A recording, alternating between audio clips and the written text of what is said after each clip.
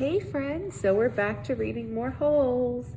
We are on chapter 37, and when we ended last, Stanley and Zero were finally climbing up the mountain to Big Thumb. All right, chapter 37. We're almost there, said Stanley. He could see the base of the mountain. Now that they were really almost there, it scared him. Big Thumb was his only hope. If there was no water, no refuge, then they'd have nothing, not even hope. There was no exact place where the flat land stopped and the mountain began. The ground got steeper and steeper, and then there was no doubt that they were heading up the mountain. Stanley could no longer see Big Thumb. The slope of the mountain was in the way. It became too steep to go straight up. Instead, they zigzagged back and forth, increasing their altitude by small increments every time they changed directions. Patches of weeds dotted the mountainside. They walked from one patch to another, using the weeds as footholds. As they got higher, the weeds got thicker. Many had thorns, and they had to be careful walking through them.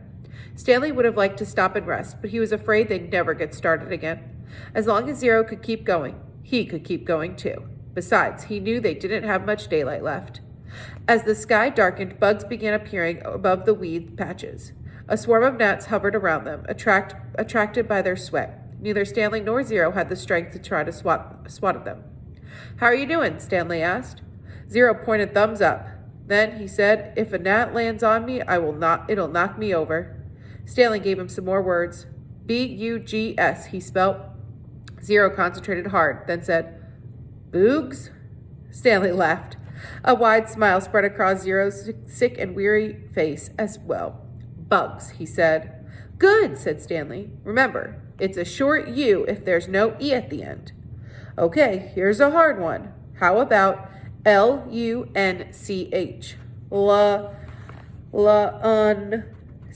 Suddenly, Zero made a horrible wrenching noise as he doubled over and grabbed his stomach.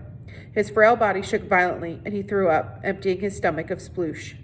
He leaned on his knees and took several deep breaths. Then he straightened up and continued going.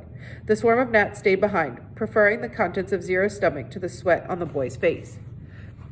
Stanley didn't give him any more words, thinking that he needed to save his strength. But about 10 or 15 minutes later, Zero said, "Lunch." As they climbed higher, the patches of weed grew thicker, and they had to be careful not to get their feet tangled in thorny vines. Stanley suddenly realized something. There hadn't been any weeds on the lake. "Weeds and bugs," he said. "There's got to be water around here somewhere. We must be getting close." A wide, clown-like smile spread across Zero's face. He flashed the thumbs-up sign, then fell. He didn't get up. Stanley bent over him. "Come on, Zero," he urged. "We're getting close. Come on, Hector. Weeds and bugs, weeds and boogs." Stanley shook him. "I've already ordered your hot fudge sundae," he said. "They're making it right now." Zero said nothing. Uh-oh. That's the end of the chapter. I guess tomorrow we're going to have to find out what happens to Zero.